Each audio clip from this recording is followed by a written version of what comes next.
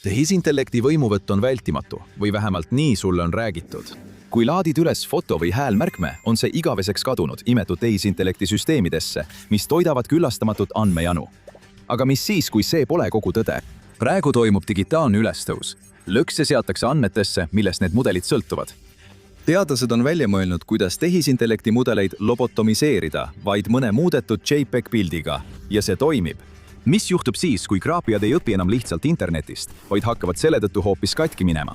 Oletame, et keegi sisestab tehisintellekti mudelisse lihtsa päringu. Nad küsivad fotorealistlikku pilti koerast, kes jookseb läbi pargi. See on selline asi, millega pädev mudel saab alati hakkama.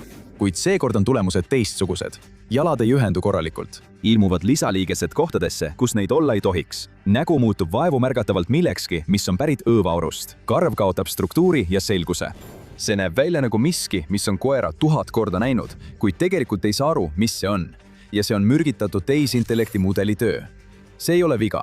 Mudel teeb endiselt seda, milleks ta on treenitud. Probleem on selles, mille peal teda treeniti. Mürgitatud tehisintellekti mudel tekib siis, kui keegi segab andmestikku, millelt mudel õpib. Nad lisavad treeningu ajal manipuleeritud või eksitavaid näiteid, nii et mudel hakkab omandama valesid mustreid.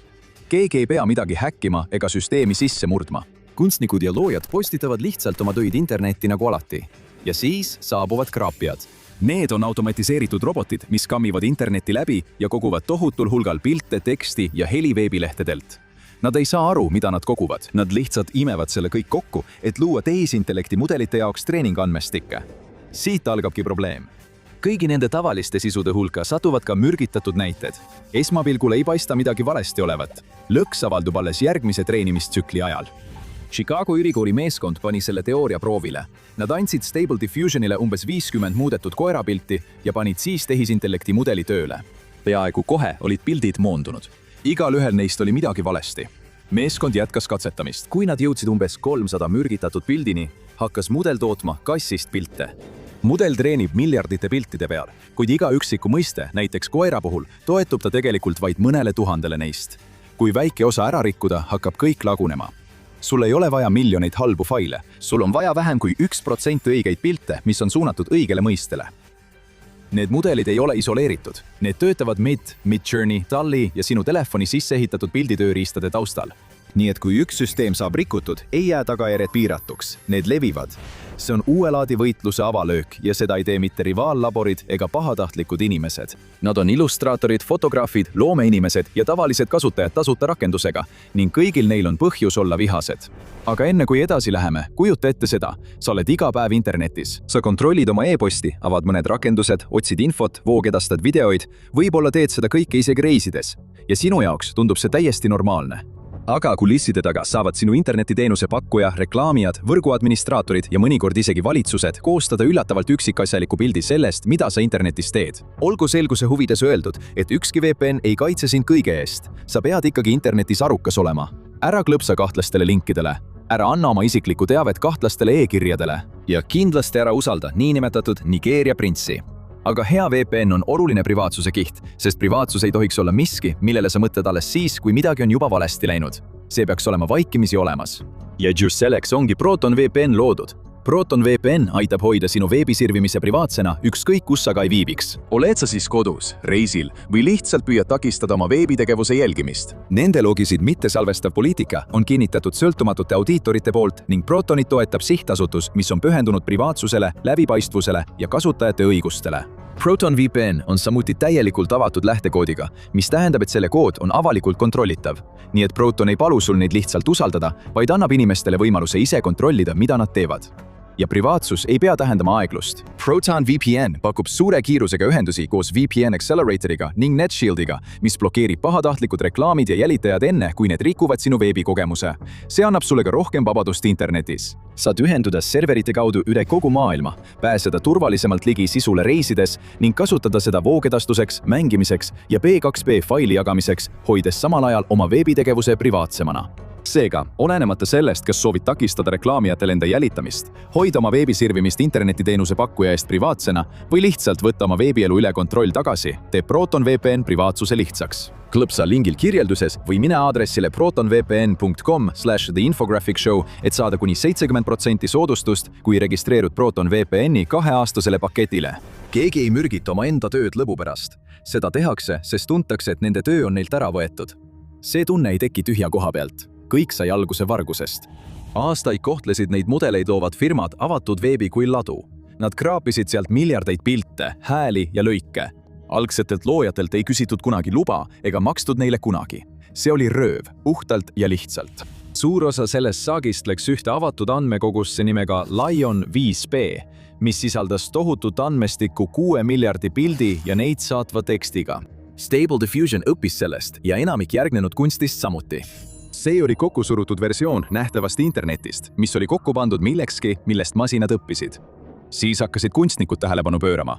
Nad hakkasid oma enda töid väljundis ära tundma. Stiilid ja tehnikad, mille arendamine võttis aastakümneid, reprodutseeriti sekunditega. 2023 aastaks suutis generaator hetkega jäljendada kunstniku pintslitõmbeid ja annet.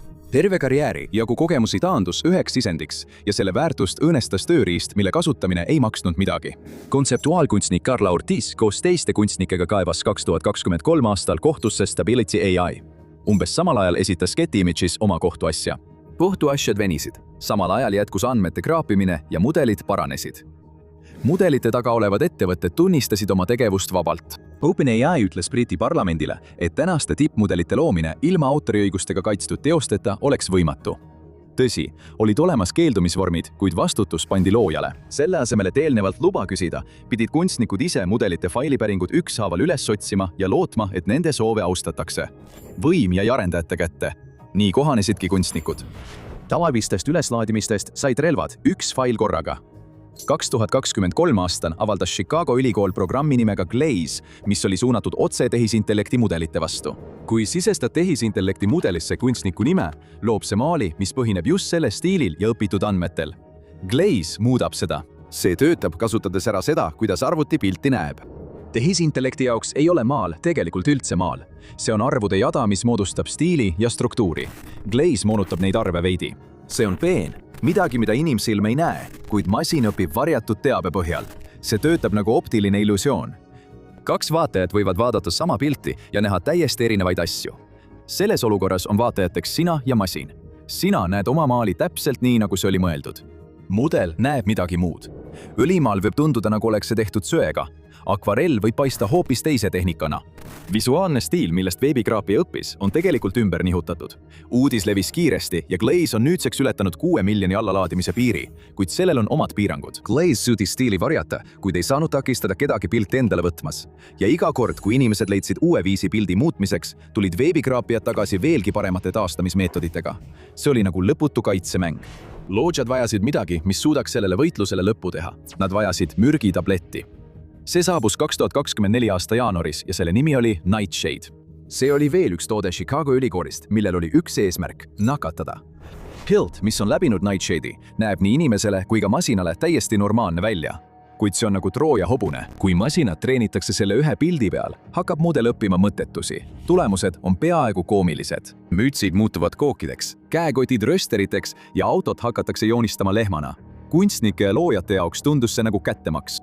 Aastaid oli tehisintellekti ettevõtted kunstiteoseid veebist kokku kraapinud, et oma mudeleid treenida. Nüüd sai seda sama asja, mida ära võeti, kasutada nende vastu, kes seda võtsid. Nõudlus tekkis koheselt. Nightshade jõudis vaid 5 päevaga 250 000 allalaadimiseni. Ülikooli serverid andsid liikluse all järele. Selle taga olnud meeskond pidi kiiresti varu allalaadimislinke üles panema, kuna tuhanded inimesed tormasid seda hankima. Enamik inimesi arvas, et see on mingi häkkimine. Tegelikult ei ole. Ühestki tulemüürist ei murta läbi ja tööriist ei puutu kordagi ühegi ettevõtte serverit. Teadlased nimetavad seda adversaarseks masinõppeks. Aga lihtsam viis seda vaadata on see, et Nightshade on masinate jaoks nagu must kunst. Mudelit ei rünnata väljastpoolt. See petetakse ära nii, et ta õpetab endale valet asja ja siis usaldab seda viga just kui see oleks tõsi. Protsessi käivitamiseks pole palju vaja. Vähem kui 100 hoolikalt loodud pildist võib piisata, et mürgitada üksainus mõiste tipptehisintellekti mudelis.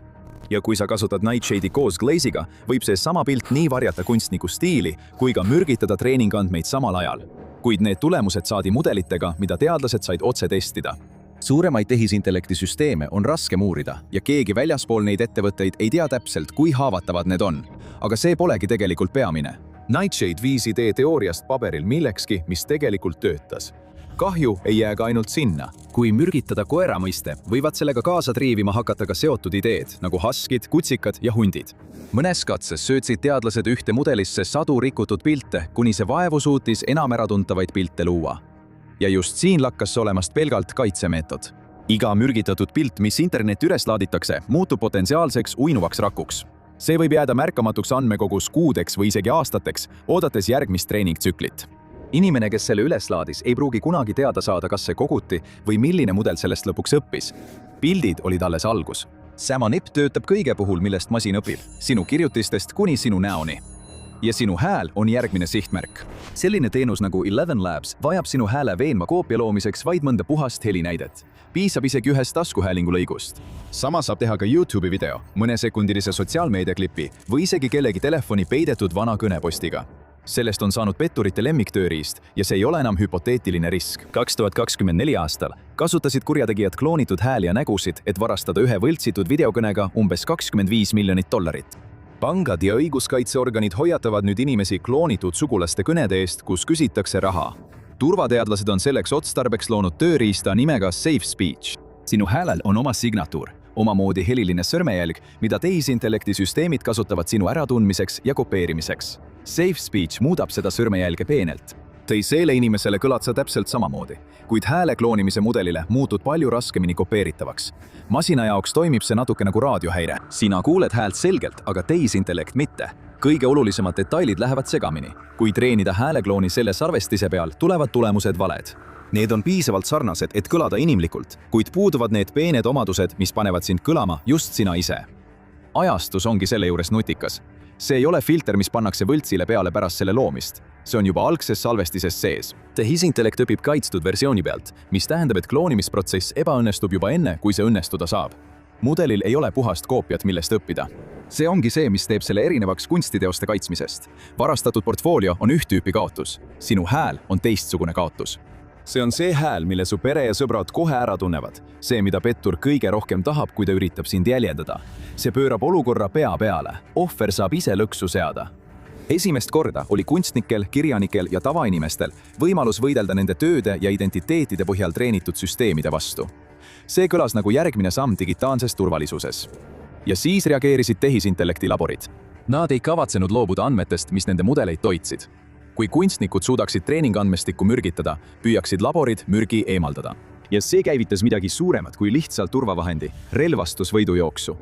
Nad ei saanud lihtsalt aktsepteerida rikutud andmestikke, kuid nad ei saanud ka endale lubada enamiku neist minema viskamist. Nii et nad proovisid lihtsalt lahendust. Nad hakkasid iga veebist kokku kraabitud pilti võrdlema selle pealdisega ning jätsid kõrvale kõik, mis ei sobinud kokku. Teoorias peaks mürgitatud andmed silma paistma. Tegelikult tabab see vaid osa sellest. Testid nende süsteemidega näitavad, et see tuvastab võib-olla 40–60% mürgitatud piltidest. Ülejäänud lipsavad läbi. Ja siis on veel teine probleem. See kustutab ka palju puhast andmestikku, jättes mudeli kas saastatud andmetega või liiga vähese materjaliga, millest õppida. Nii et nad proovisid midagi muud. Nad hakkasid enne treenimist iga pilti läbi puhastusmudeli laskma, püüdes kõik kahtlase välja pesta. See kõlab nutikalt, aga on aeglane ja kallis. Ja sellel on ikkagi piirangud. Kuna mürgitamine kohaneb, kujundavad kunstnikud selle nii, et see suudaks puhastusetapist läbi tulla, ilmudes teisel pool uuesti välja nagu plekk, mis imbub tagasi läbi kanga. Mitte kaua pärast Glaze'i käivitamist teatas üks uurimisrühm, et nad olid juba varjamisest läbi murdnud, nii et Chicago meeskond tuli välja tugevama versiooniga. Iga kord, kui programmist läbi murti, töötasid nad välja uue paranduse. See oli kurnamissõda. Isegi kui häälel on kaitse sisse ehitatud, leidub ikka viise, kuidas sellest osi eemaldada, seda piisavalt töödelda ja osa sellest kaitsest hakkab hajuma. Mõnel juhul muutub see märgatavalt nõrgemaks. Mitte täielikult kadunuks, aga piisavalt kahjustatuks, et see oleks oluline. Mürgitajad on praegu võidul ja põhjus on ebavõrdses jõuvahekorras. Ühel pool on väikesed meeskonnad, kes katsetavad pidevalt uusi nippe avalikult. Teisalt üritab vaid käputäis tehisintellekti laboreid auke lappida, kui need ilmnevad. Nii et iga kord, kui labor välja toob paranduse, testitakse seda kohe ja peaaegu kohe ilmub uus versioon, mis on piisavalt kohandatud, et sellest mööda hiilida, tavaliselt mõne nädala jooksul. Ja sellel kõigel on oma hind. See ei lange esmalt laborite õlule. See langeb nende inimeste õlule, kes treenivad mudeleid andmetega. Kogu tehisintellekti ärimudel põhines lubadusel, et andmed on tasuta, lõputud ja puhtad. Mürk lõhub puhaste andmete idee. Kui see kaob, siis kaovad ka teised kaks tõena tundumast, sest nüüd ei saa enam midagi võtta puhta kullana. Mürgitatud fail näeb välja täpselt samasugune nagu päris fail. sellel pole silti ega hoiatust, nii et iga andmekogum muutub millekski, mida tuleb käsitsi või tööriistadega kontrollida. Ja need jätavad ikka palju kahe silma vahele. Tipptasemel mudeli treenimine maksab juba praegu $100 miljoneid ning iga lisanduv puhastusetapp suurendab seda arvet veelgi. Üks ainus mürgitatud partii võib projekti nädalate võrra tagasi lüüa. Ja see ongi asja mõte. Eesmärk ei olnud kunagi lihtsalt lõbu pärast ühte mudelit rikkuda. Eesmärk oli muuta varastatud andmed kallimaks kui tasulised andmed. Juba praegu kasutatakse seaduslikku ja puhtamat meetodit. Adobe treenis oma Firefly tööriista Midjourney piltide peal. Shutterstockil on sarnased kokkulepped. Kui soovid puhtaid ja kvaliteetseid andmeid, pead nende eest maksma.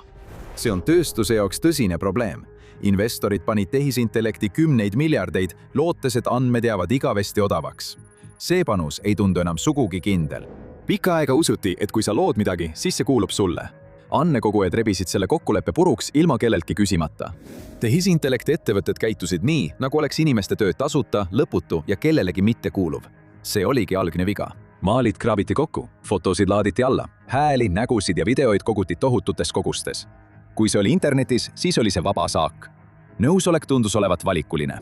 Igas teises tööstusharus kehtib vastupidine. Fotograaf litsentsib pildi enne, kui bränd seda kasutab. Muusikud hangivad luba näidiste kasutamiseks enne, kui lugu avalikuks saab. Isegi filmistuudiod maksavad iga kasutatud arhiivikaadri eest. Miljonite inimeste tööd käsitleti nii, nagu see ei kuuluks kellelegi. Seda võitlust ei algatanud kunstnikud. Selle algatasid tehisintellekti laborid ja nende koolitajad. Hetkest, mil tööd hakati võtma ilma luba küsimata, muutus tasakaal. Kõik, mis sellele järgnes, oli vaid reaktsioon. Sa ei saa ehitada impeeriumi mõttele, et inimesed pole olulised. Ja siis olla üllatunud, kui need samad inimesed hakkavad vastu ja küsivad, kuidas süsteem toimib. Sest probleem ei seisne lepingus ega tingimuste lehel. See on juba algselt sisse ehitatud sellesse, kuidas mudelid üldse õppima hakkavad. Kõik varasemad kaitsemeetmed püüdsid viisakalt käitumist kontrollida autoriõiguse teadete või loobumisvormide kaudu. Kuid miski neist ei peatanud tegelikult andmete kogumist. See on teistsugune. Esimest korda saab üks ainus inimene mõjutada seda, mida süsteem järgmisena õpib, ja süsteem ei saa seda eirata. Kuna inimesed pööravad AI andmekogujate vastu nende enda relva, muutub digitaalne vargus raskemaks, eriti pettuste puhul. Kuid see pole esimene kord, kui inimesed peavad vastu hakkama. Vaata, kuidas petturid sattusid valede inimeste otsa, et teada saada, mis juhtub, kui karma neile kätte maksab. Või klõpsa sellele videole.